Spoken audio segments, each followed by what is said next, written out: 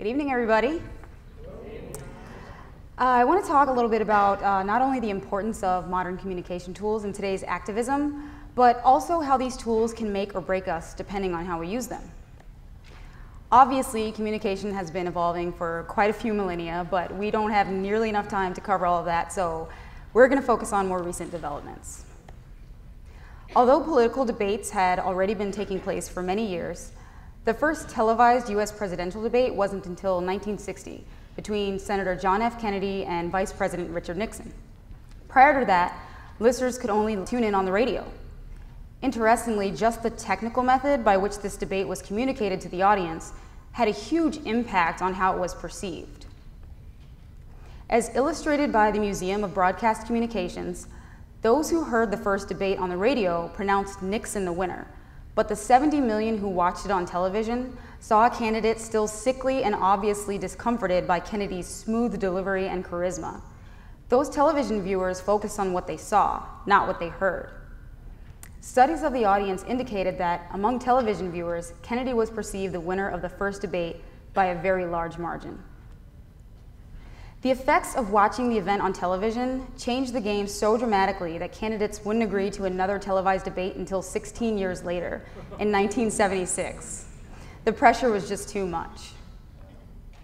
Now, more than 30 years later, a newer method of communication, the internet, is changing the way we perceive news, social events, and in a lot of ways, the entire world around us, more than ever, and a new breed of social awareness is emerging through online activism. We've seen this in recent times with movements like Occupy Wall Street, which sparked in New York and took less than a month to spread to at least 80 countries, spanning from Asia to Europe and every state in the US. According to a recent study by the Pew Internet and American Life Project, 38% of users on social networking sites use it to like or promote material related to politics or social issues. And if you guys aren't like in a coma from the last meal you had, you can raise your hand if you're part of that 38%. 28% of social media users post stories and links for others to read, and 21% said they belong to a group on social networks that are involved in political or social issues. 31% use social networking to, quote, take action on a political or social issue that is important to them. So what does that mean for the Zeitgeist movement? Well, first, let's take a quick look at two of the world's most popular websites, starting with Facebook. Big surprise there. By the end of 2004, it had 1 million users, and by September of 2012, it had over 1 billion users. So that's about a 100,000% increase in about 8 years. And that over 1 billion people use the site each month, and 584 million active users are on there every day. 604 million are using Facebook from a mobile device every month. Now, the Zeitgeist Movement Global Facebook page has over 90,000 likes, but through those 90,000 fans, we actually have the potential to reach 31,728,904 of their friends just by posting and sharing content. And by the way, that was only a couple weeks ago. I actually went back and looked at the insights more recently, and the potential reach went up by about 500,000 people just from 700 more likes. So that's how that grows.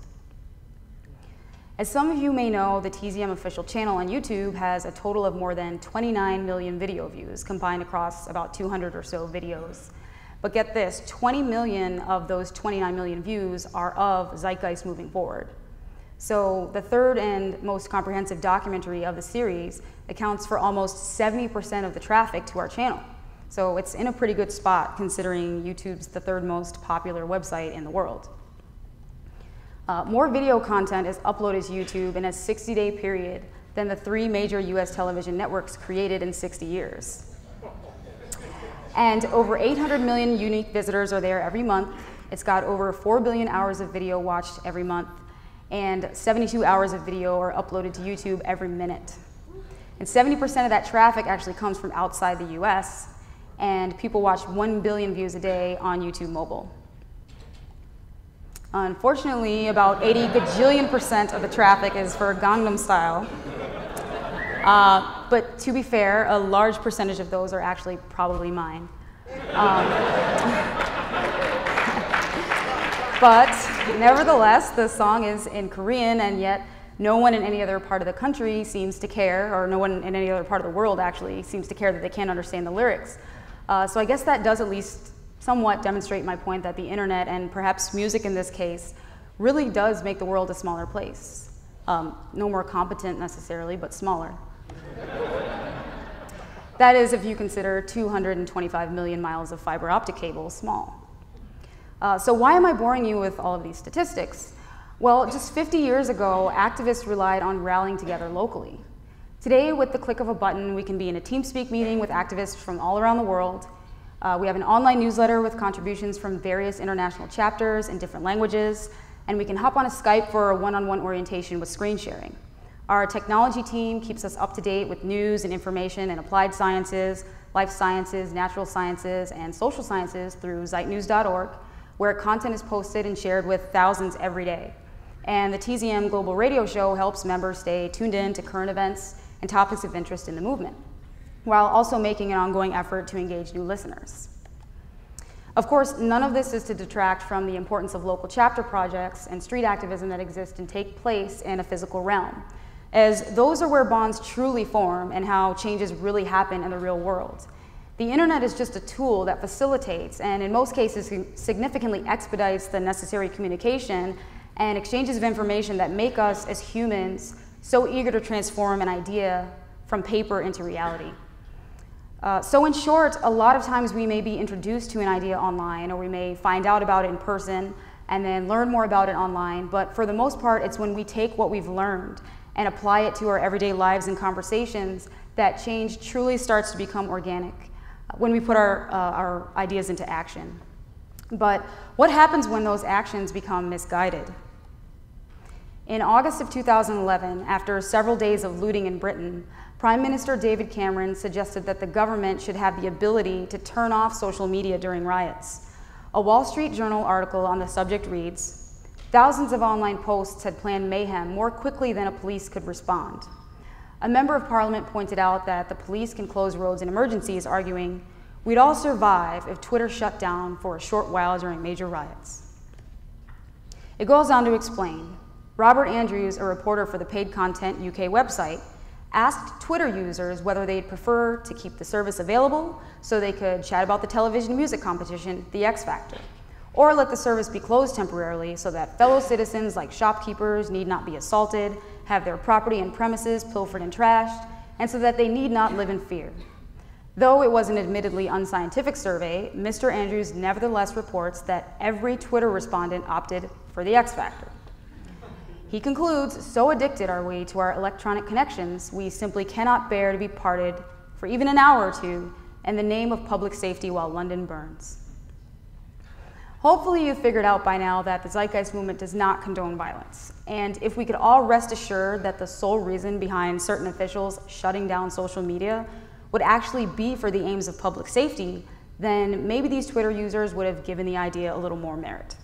But it could be argued that their votes were, in all actuality, simply against shutting down Twitter or any form of online communication for any reason, rather than their votes just being superficially in favor of a TV show at the expense of public safety. After all, as is already quoted all too often, they who can give up essential liberty to obtain a little temporary safety deserve neither liberty nor safety.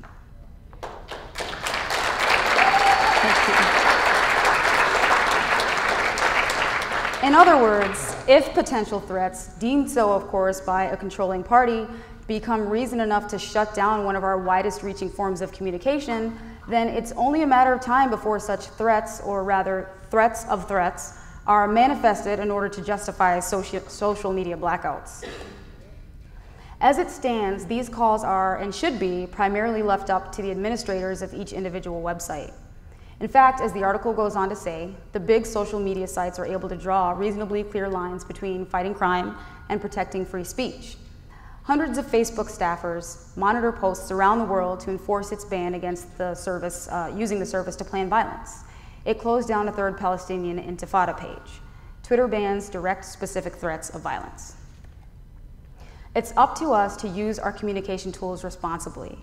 And when we all come together armed with ideas rather than anger and violence, we can show the world that not everyone who wants change necessarily wants to start lighting fires or spray painting their demands on someone else's property. One of a number of ways the movement gathers non-violently to spread awareness is through the Zeitgeist Media Festival. an annual event that brings the artistic and activist communities together in the hope to inspire change, and of course, Zeitgeist Day, an annual event where the coolest people in the world get together and discuss the need to move into a sustainable socioeconomic system.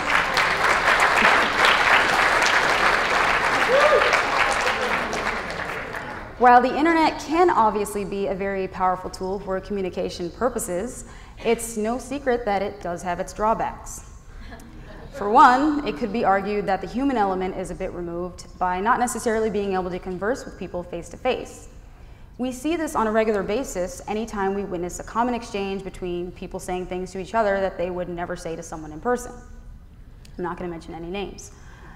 But even that aside, with so much information out there on the web, accessible to anyone with a computer, it can become a crutch just to kind of lazily point people to links and materials and lose that drive to actually engage in meaningful conversations and to be willing to learn something from one another, to understand each other. A common example of this sort of apathy is when people who have questions or objections to the resource-based economy are automatically told to do more research. Unfortunately, that response doesn't really work, and in fact, I've sometimes found it to be counterproductive. It's often a valid criticism and perfectly good advice, but in order for it to have any meaning or any effect, it has to come with an explanation. Granted, the person in question is presumably lazy for not doing his or her own research, but we might as well lead by example. If you know how to counter arguments made against a resource-based economy, then you can do so on your own. You start by explaining it in your own words as best as you can, and list the sources yourself, such as links, articles, videos, etc. That's really the best you can do, and if they don't acknowledge your answers, then that's on them, but at least they can't accuse you of being dogmatic and avoiding their questions. When we come across people who may blatantly misconstrue the fundamentals of a resource-based economy, they've either A, done the research and still don't get it, or B, haven't and probably aren't going to do the research, at least not without you holding their hand. So the canned response of telling people to do more research just sounds to them like a cop-out answer to cover up the fact that you can't necessarily back up what you're saying. Or worse, they may even get the sense that we think we're so enlightened that we cannot be bothered with such silly questions or objections. And this, of course, can actually hurt the overall cause. So I say, call their bluff and answer the question or objection right then and there. Don't become too overly dependent on other people or other writings to do it. Of course, this comes with a big responsibility on our part, and that is understanding the material. Not just zeitgeist materials, you know, the films, the lectures, those are all great. But it helps if we can really dive into these subjects and get a good grip on what it is that we're advocating and why from a scientific, social, historical, and economic perspective. To really be able to offer your own responses that are more tailored to what that particular person might be asking or talking about. Of course, we have to use our own judgment and know where to draw the line between answering legitimate questions and responding to endless trolling. But the point is, we're getting into dangerous territory if we actually do hear a question or concern that we genuinely can't answer, and then we just argue anyway because we believe so strongly in the kind of society we advocate. If you don't know the answer to a question, go find it. We don't need to rely strictly on TZM materials. There are plenty of sources out there.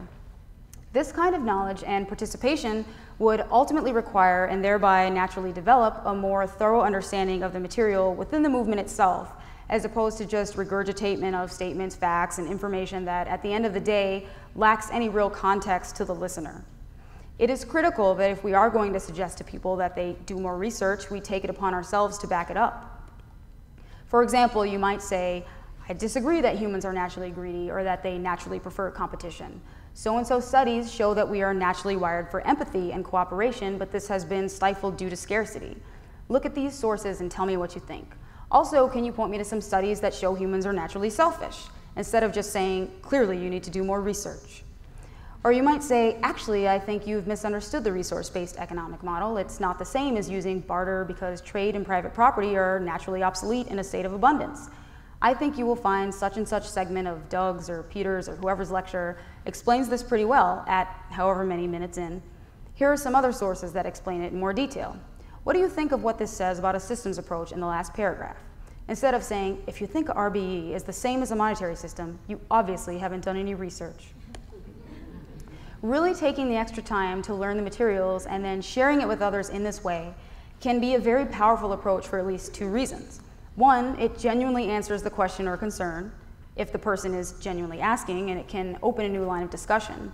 2, if they're not genuinely asking and just being argumentative, you will immediately be able to tell when they respond with something like, human desires will always be unlimited, or it doesn't matter how you organize the system because central or planned economies always fail, without actually addressing a single one of your statements or sources, in which case you don't really need to waste your time. So with the right approach, it's a win-win situation. You either A, answer the question satisfactorily and continue the discussion, or B, patiently and intelligently determine that the person does not actually want to hear the answer. In contrast, when you simply lead with, do more research, you skip both A and B and end up with C, not answering the question, which gives them an easy out that you probably don't know what you're talking about. In short, I think the more knowledge you have, the more patience you have. It's frustrating not to be able to answer questions and objections, especially when you know there's an answer, but maybe you can't formulate it well. Maybe you know you heard Peter say it somewhere, but you don't know where, and you can't remember exactly what he said. That doesn't really work. You have to learn it yourself. Otherwise, it becomes a dangerous crutch to just say, do research, and it gets very easy to get angry and impatient with people. On the other hand, it can be liberating to be able to effectively address objections. And at the very least, it reinforces your own understanding, even if no one's really listening. It helps to respond to people with open-ended answers, that is, an explanation followed by a question which encourages him or her to either elaborate on or at least question the legitimacy of their position. Even when pointing someone to a source, you might still try to point to a specific statement or segment and ask that person what he or she thinks of it. Try not to assume that the source is the answer and that's the end of it. Ultimately, what it boils down to is that we can get so used to hearing the same old objections that we might accidentally be too quick to tell someone to just do research or read the FAQ. Just try to be mindful of this and make sure that that's actually what needs to happen. And on top of that, don't be afraid to offer your help. Whether communicating with others online or in person, if we expect to see any kind of realistic change in society, we owe it to ourselves to become subject matter experts in the methodology that will bring this change about. This way, the next time someone asks if you're a member of the Zeitgeist movement, you can confidently say, no, I am the Zeitgeist movement. Thank you.